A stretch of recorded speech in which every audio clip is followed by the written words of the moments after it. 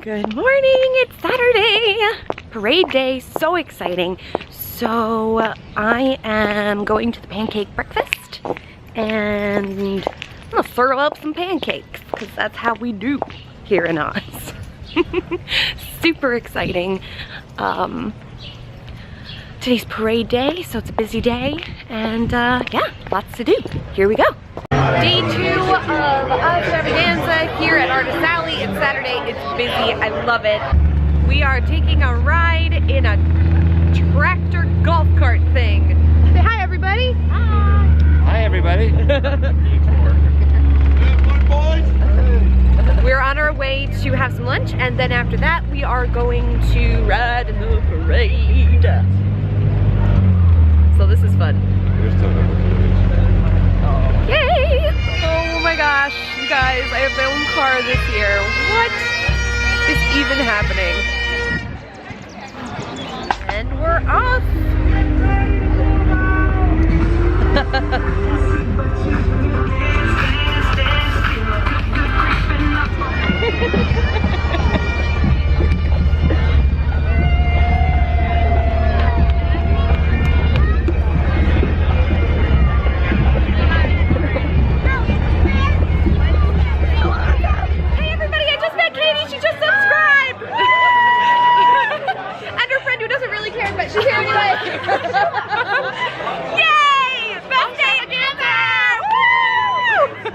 Thank you so much for watching! For having me on your channel, I'm so excited!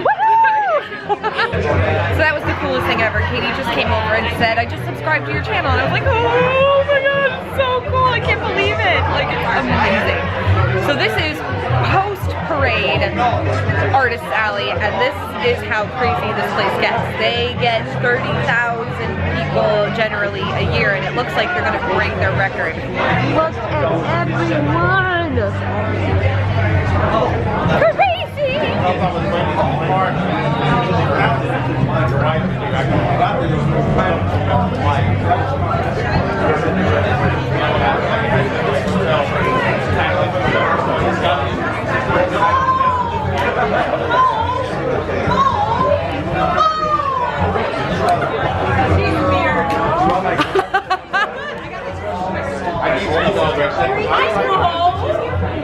I'm trying to message you about dinner. I can't send you a message. You don't have Messenger. I was trying to do it from my phone.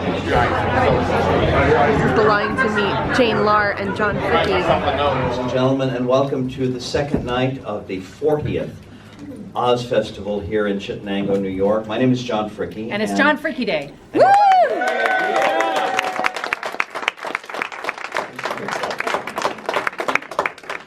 It took me 27 years to get a day. I have been coming here to speak and, as it turns out, MC and help assemble the programs for the Oz Festival since 1990. When I first came here, it was a Saturday morning, or when I was first asked here, it was a Saturday morning and Saturday afternoon. And I said, well, let's do a program on Friday night. I had seen altogether too many movies where Judy Garland and Mickey Rooney put on a show in the barn. And that was my impetus. And the festival, of course, has grown because of the support and the participation of many people who love Oz, who are part of Oz, and who want to be part of the greater Oz family.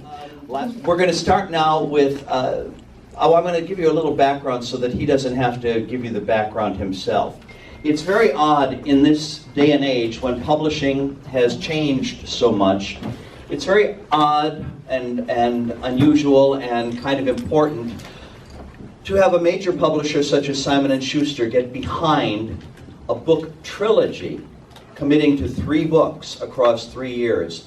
Especially when it's based on something that is 117 years old, as is the beginning of the Oz legend. But that has happened to the young man who is sitting here with me, and it is not...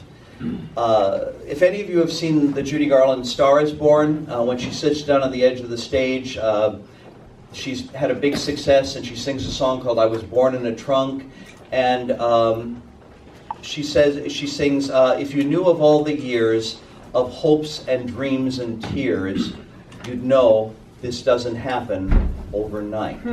And it certainly didn't in this case. 10 years ago at Oz Festival, we had the program on a Friday night in the high school auditorium. and I was on stage left, with 4 or 5 of the surviving Munchkins, I believe Karen Marsh-Dahl, who was one of Judy Garland's stand-ins in the film, and we were having a panel discussion. A couple members of the Baum family might have been there as well, because this was all very kind of familial and friendly and informal. And every time I would look out to the audience to say something or lead into another question, there were 3 men sitting in the front row right here, and 2 of them were pleasant and nondescript. One of them, who was terribly tall. Would you stand up, please? Watch the room. Knock the light out. Was in the chair here, sitting back like this, with his legs going about 6 miles in that direction, and glowering at me. It was like, I said at the time, after I got to know him, I said, it was like Judgment at Nuremberg. You're sitting there just looking at me, measuring me, and I thought, what, my fear it was somebody with a subpoena, you just don't know what to think. And it was like Bronco Nagurski coming in for the kill. My father would be so pleased. I finally did a sports analogy. That was the situation. And then I found out who he was and why he was here and why he'd come to that specific program. It gives me great pleasure to tell you about what happened overnight to this young man in the 10 years since we first met. And before we even do that, we're going to go back further to talk about what happened in the 20 years prior to our meeting. Please welcome the conceptualizer and the co-author of the new Ages of Oz trilogy, published by a division of Simon & Schuster. The first volume, A Fiery Friendship, was published on May 16th, just 3 weeks ago. Please welcome Gabriel Gale. This is how we met, and Gabe approached me, and will you tell them why you had come, if you would please, that year? I was steeped in Baum research for years before, and at the time I was right in the middle of going through maybe my 5th pass of 100 Years of Oz, and I was just researching John's work, and also Michael Patrick Hearn and Sally Roche Wagner, and I said, man, I would love to meet John and just talk to him about what I'm passionate about and see. I'm sure we'd have a few things in common. And as it turns out, we had everything in common. Right, exactly, yeah. So we met that day, and I managed to show you what we were working on at the time, which, like John said, this is 10 years in the making, this project. So I'm from Brooklyn, New York, born and raised, and all right, yeah. And Brooklyn in the house. Wild Brooklyn. So I started reading the Baum books at the Brooklyn Public Library and fell in love, obviously. And they spoke to me in a way that I didn't understand then. How old were you when you started to read the books? Wow. Middle school. Middle school. So I don't 10, really 11, know. 12. 10, 11, 12. Which I just did my first large-scale middle school visit for this. 300 students, 5th and 6th graders. And I had no idea how much I would love it, and I love it even more today because the students showed up here, and they're like, "Oh, you're the author," and I see them snickering, and I see them saying, "Oh, let's go up to him." So like that's amazing for me, right? I've never felt that before. So getting that energy from them and giving it back, and that kind of feedback loop is incredible, and it wasn't anticipated, right? So that makes it even better. I don't want to scare you, but I will tell you now. God sends the feedback in lieu of cash. Oh, right, yeah. These jobs. I've get used to it. I've learned that. But between knowing that he had the book coming out, we were going to do the interview, and then he said the book is coming out May 16th. And why May 16th? The day after Baum's birthday, of course. Oh, Frank Baum was born on May 15th. So, but you have to have books published on a Tuesday, so you were off by one day. But I also knew that this was coming up. And I thought, what greater place for Gabe to come and share his new book and his Oz passion with all of you guys. Okay, I just wanted to say that, that's how you got here this year. You saw the MGM movie, and that led you to the books. Yes, it did. I loved them both tremendously, but I have to say that the level of depth in the Baum books was something that I could really dive into. So I've studied the Baum books, the 14 books. I think you'll see a level of depth and love here that you probably might not see with other people, and I think it's because I'm certifiably insane. And after you see this, you'll see what I mean by that. One thing you said to me when we talked before, when we were doing the interview, that you, as much as Dorothy and the Scarecrow and the Tin Man and the Lion and the Wicked Witch, especially the Wicked Witch and the monkeys, were part of your early self-art experience, drawing experience, which you did from the time you were a little boy. Yes, I've been drawing all my life. But then all of a sudden with the books, there were countless other characters to get to know. We're going to get into that too in a minute. And which of the characters particularly spoke to you when you started reading those books? So I'd say character-wise, I like to start with character, and I find all my stories start with character, a character that I really identify with and that I love. And for me, for right now, actually, it's Glinda. And it's because Glinda is, she represents Baum's intellect, I would say. So I really loved diving into the Glinda character for this book, for this first book trilogy. And so I would say she's the character that I most identify with at the current moment. Only because, she keeps the book of records. And I feel like I'm that kind of character right now. I got an undergraduate in fine art, so you'll see some of that artwork, some of that training go into the artwork that you'll see right now. And then after that, I got a graduate degree in architecture, and you'll also see that in my Emerald City designs too. Which I'm really excited about. And so I did what I would say, all of my passions went into this project. Intellectually, artistically, spiritually, everything is in this project. And I hope you'll see that passion. We've managed to, thankfully, get very large companies to say yes to us, including Scholastic and Simon & Schuster and Warner Brothers and Sony. And all these companies are saying yes to a blockbuster Oz project, whether it be a blockbuster book or a blockbuster game or a blockbuster movie. And that was my goal throughout this 10 years, was for Baum to get the attention that these other writers got, J.R. Tolkien, George R. Martin, etc., for Baum to get that attention, and that has become my life's mission with this project. The work that you and John and Arthur did, that even though we met here, and then the three of them came to my apartment. Yes. Carting. I have a one-room apartment, and they were carting three-dimensional models and Google Maps and manuscripts. I think for people here who love the Oz books, what you did to prep for all of this. Oh, yeah. Before we talk about the three encyclopedias that you guys assembled. Yeah, sure. Yeah. I'll show you a slide of that too. So our first thing was we dissected the 14 Baum books. So if there are famous 40 fans here, I'm sorry to say that we just focused on the Baum books. So we dissected the books into encyclopedias, and by encyclopedias I mean 600-page encyclopedias each, like every character in all the Baum books, where they appeared in every book, every setting in all the Baum books. So every character from Aga Gru to Zog, every setting from Brzee all the way to, we invented new settings, and then every object, magical spell, etc., from Agu to Zosozo, we put in these encyclopedias. And this put us into Baum's frame of mind so that we can then create from a position of experience and being steeped in. And we've taken Baum's Oz and we've created Ages of Oz out of it. So this is the project that I'm here specifically to talk about, but before we get into the book series, which we can go into that a little bit later. Oh yeah, certainly. I thought I'd show a bit of what I showed John Fricke, and getting Warner Brothers and all these companies to say yes, to me, was less important than getting John Fricke to answer my phone calls and my emails. So this is His all... mic is cutting out because God knows he's full of baloney. I'd like to try to bridge the gap between Baum and the 1939 film when it comes to this project. Oh, sorry, is that better, everybody? Yep. Okay, good. So yeah, so the same team that produced the Harry Potter films and Wonder Woman, I've been working with them, specifically Academy Award-winning filmmakers. I don't want to mention any names right now. We have signed deals, but I don't want to talk about it right now because it's all being worked on. So go ahead, the next one. Okay, so Ages of Oz is a 7-part overarching narrative.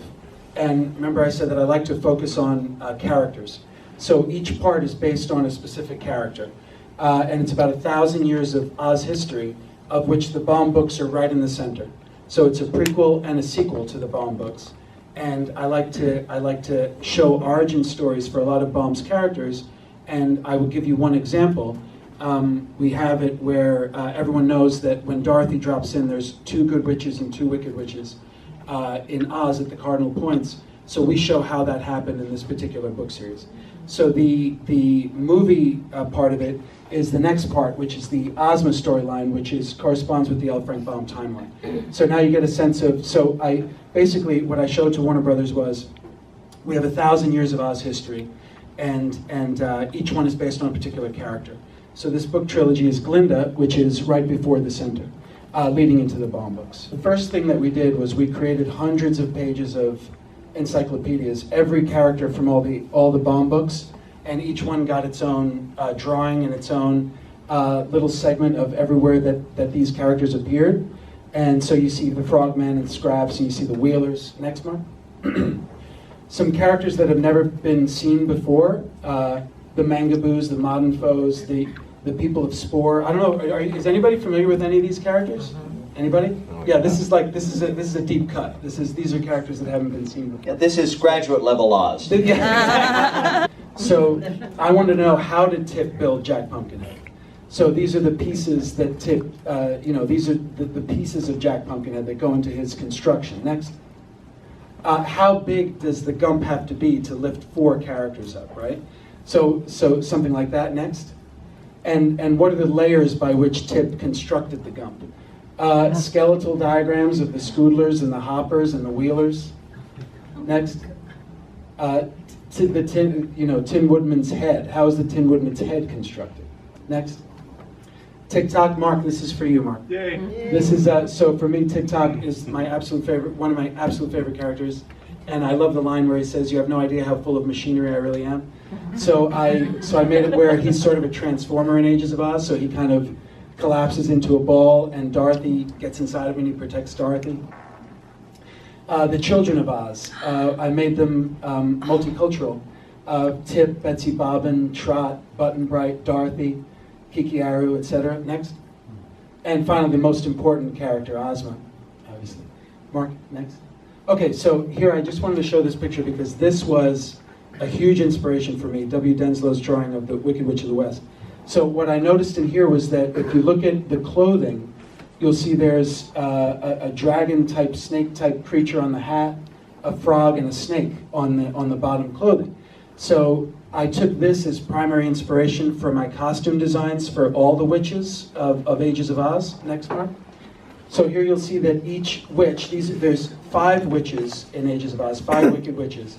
4 of them for the cardinal points of Oz, and Mombi, who takes a very, very huge role in Ages of Oz. She's like the witch that rules all the other witches from the shadows.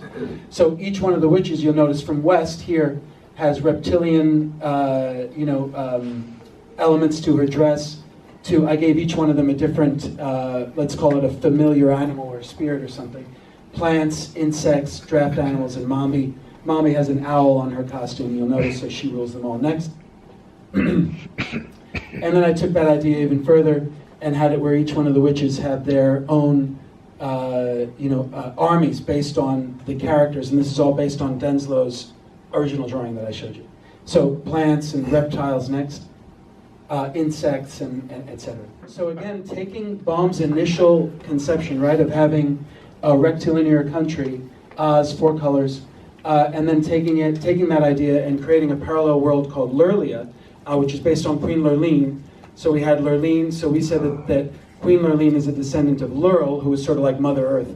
So Lurl to Lurline to Lurlia, and each country is based on that idea of a rectilinear country, and you have Oz, you, them, and the land of famous fellowship of fairies. So us, you, and them. A pun, Baum loves puns, right? Beautiful. Thank you. And then you see Sky Island above, the sea fairies below, the subterranean dominions of the Gnome King. So this is the first satellite map of a fantasy land. So I thought, what better land to have a Google map of Fantasyland than Oz, right? So you could zoom in and you could see this is a gigantic file. So you could zoom in and see, oh, this is where Mount Quad is, where Glinda's palace is. This is where Dorothy landed. You could zoom in like a Google map of Oz, basically. Next. And then so I thought, well, like having that, you need to know, what does a purple country look like? Because one of the things that bothered me about Oz the Great and Powerful was that it just really didn't do for me the bomb justice that I was looking for, right? And I guess I'm happy about that, because that leaves it up to us to do it. And then here's my architecture background. So I did a zoning plan of Emerald City, and when you look at yeah, insane, I know. You wonder why I was impressed? Not anymore. So when you look at this from above, it looks like eyes and a smile, and it's because the wizard is smiling up at the witches who fly over him, etc. from above. So, based on the City Beautiful movement, Beaux-Arts City Beautiful movement, which part of the idea was that the wizard would have seen that before he came to Oz, and he would have designed the Emerald City after that sort of architectural movement. Okay, so yeah, so that, I just wanted to run you guys quickly through a bit of what I showed